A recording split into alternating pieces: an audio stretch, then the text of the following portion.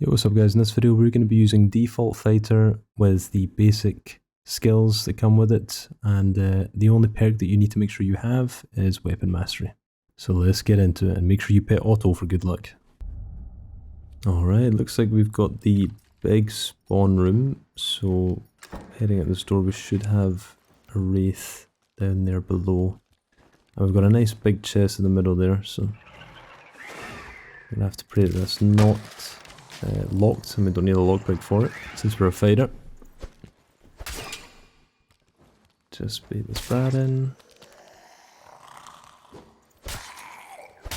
And if you're starting off as fighter, fighting skeletons and stuff is very easy. Just 2 hits, bait their attack, and then back off. Fighters are luckily fast enough that they can walk out of attack range quick enough. And with the arm and sword, it's a pretty short animation. Hey, and we get an upgrade right at the start. That's pretty unusual, but that's pretty much perfect for what we're going for here.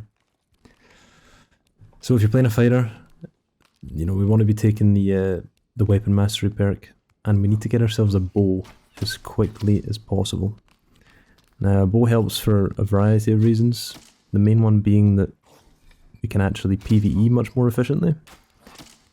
It allows us to take out mobs from a distance or bait singular mobs to approaches.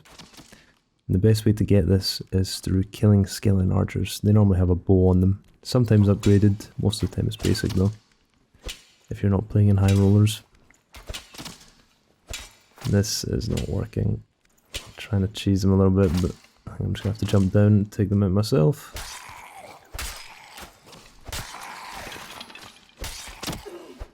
Ah, he got us. Oh! Nice little dodge there. Throwing knives, not too useful. Gold. Ah, a little bit more gold. Didn't get a bow unfortunately, but that's alright.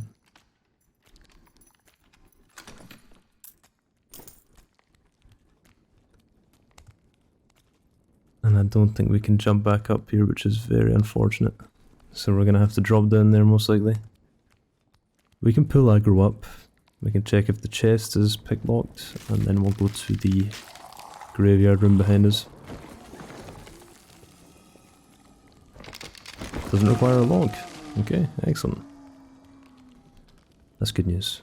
Hopefully we get a bow from the archers in here, and then we can head back in, clear out this room and get the chest, and I will show you guys how you can cheese the Wraith solo if you manage to get a bow from one of these archers. It's a very neat little trick that I learnt recently. Very handy for taking on elite mobs if you have high ground.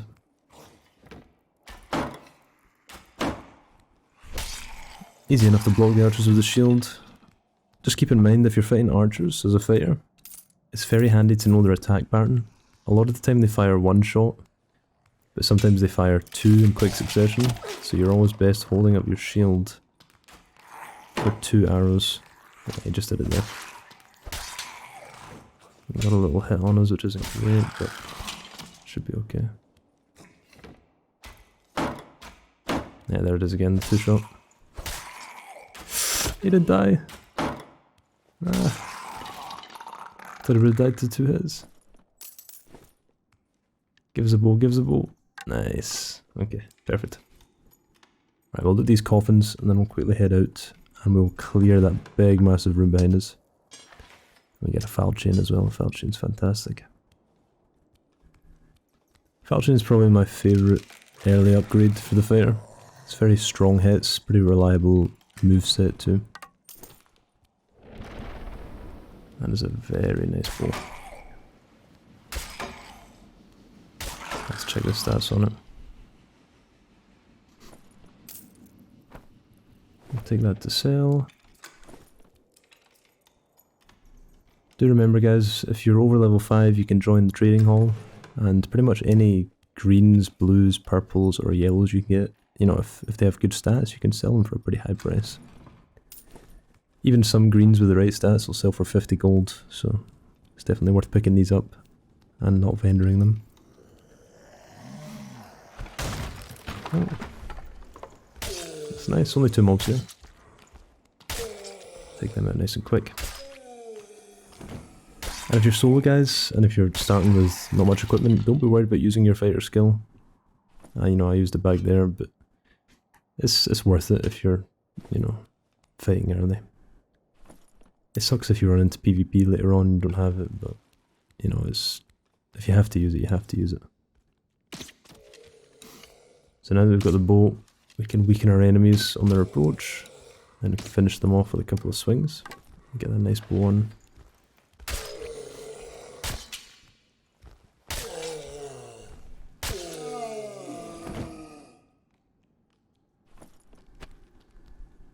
A bandage, that's very handy.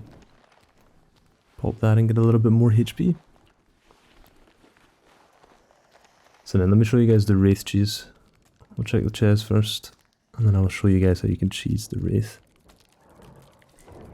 I'll just go straight for the Wraith. Thought I heard someone there.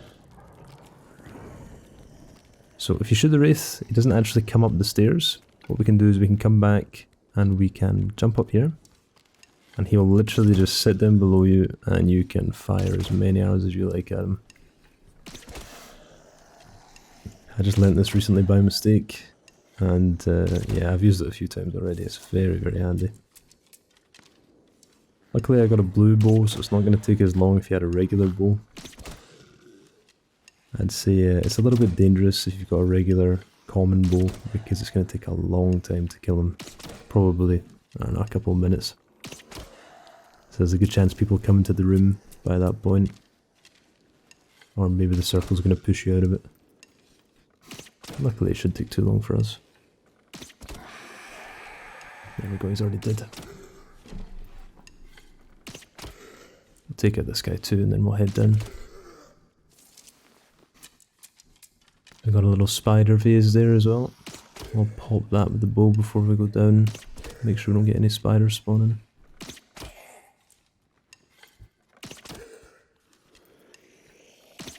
Spiders can be a very big pain if you get grouped up on them.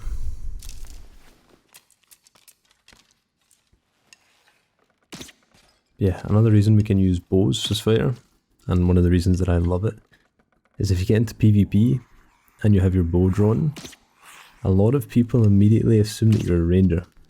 And I can't tell you how many times this happened to me, but when I have my bow out, I get a lot of barbarians, a lot of fighters, and a lot of rogues that just like to rush me.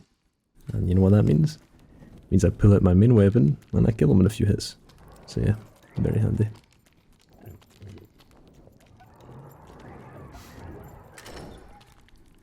Oh, Exquisite! That's going to sell for a lot of money. That is a pretty rare drop. Definitely over 50 gold for that.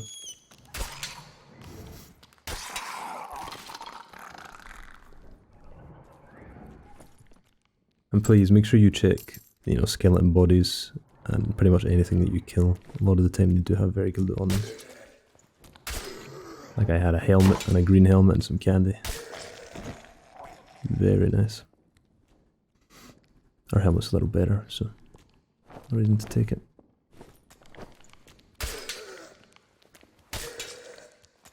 I really hope those steps aren't a player.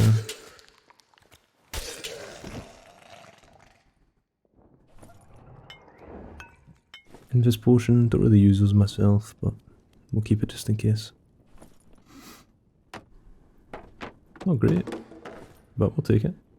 Normally get better drops from race than that, but yeah. Luck of the draw, I guess. Ooh, Amberson. That is perfect. See, already we're getting pretty geared, guys.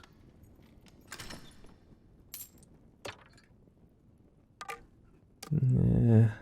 Nah, I won't bother with this spear. If it was a green one, I'd take it. I love the spear. I think the spear is the best weapon in the game at the moment, especially as a fighter. I think rangers can use it too, but I don't know how strong it is on them. I think it's ranger that has a perk that allows them to use spears. Or maybe it's another class, maybe I'm getting it mixed up. But spears are really, really good. They give you great distance for when you're fighting multiple people. Definitely a 1v3 weapon of choice for me.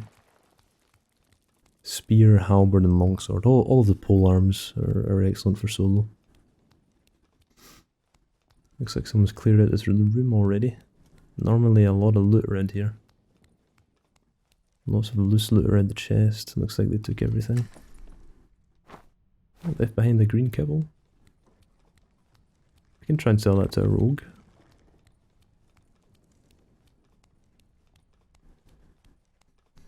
I think honestly at this point, we're kind of looking to get out. And yeah, we get a portal here. It's perfect. Since I don't hear any steps, we'll do a little bit of looting in this room. We'll kill the spiders. Spiders are a great XP farm if you're not level 20 already. Since they spawn endlessly, it's a very good way to farm XP.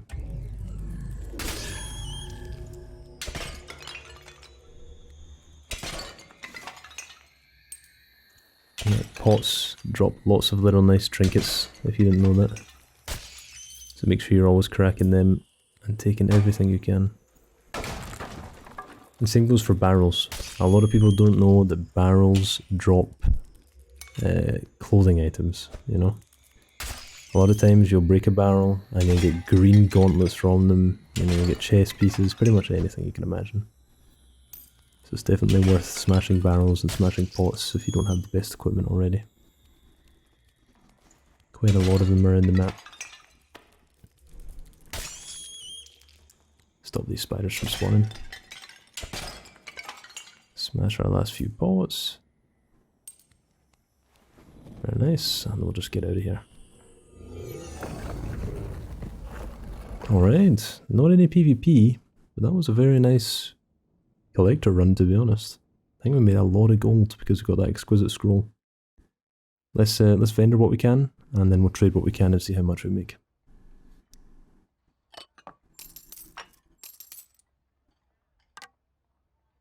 Oh my god, that sold for a lot. Wowee, that was a lot of gold. Alright, I'll vendor this, and I'll let you guys know how much we get from it. So for the dagger, we've got ourselves a nice little trade here for 45 gold. Nothing crazy, and with the 15 gold fee, I'll take it down to 30. But at the end of the day, it's all extra, which is very nice. Always haggle as much as you can, guys. People are always willing to change the price. Perfect. Unfortunately, I couldn't find a home for the kibble and the chaperon, so we're just going to sell those to the armourer. And we'll throw the bow in there too. So, overall, it looks like we made a whole lot of money. Let's get the bags out and let's see how much we got. You gotta love the sound of gold. It's 100, 150, 200, and a little extra. So yeah, over 200 gold, guys, without even any PvP. Just a little bit of PvE, and a little bit of cheesing, and a little bit of chilling. Just goes to show how much money you can really make. As long as you're careful, have the right game plan. Well, that's it from me, guys. I wish you the best of luck in your dungeon diving, and I hope you manage to get a lot of loot out, find some legendaries. Take it easy, guys. Peace, peace.